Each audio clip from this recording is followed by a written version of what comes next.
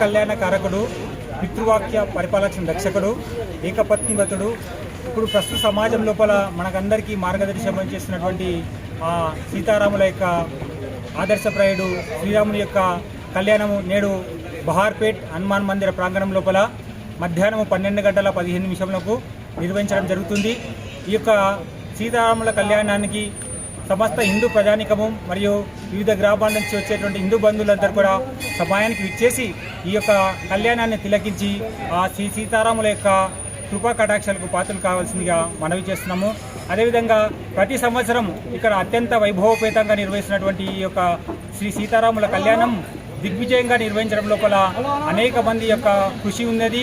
అదేవిధంగా ఇందులో సహాయం అందిస్తున్నటువంటి సమస్త హిందూ ప్రజానికానికి మా యొక్క ఆలయ కమిటీ పక్షాన ధన్యవాదాలు తెలియజేస్తున్నాము. అదేవిధంగా ఈ యొక్క కళ్యాణం లోపల అందరూ కూడా పాల్గొనాలి.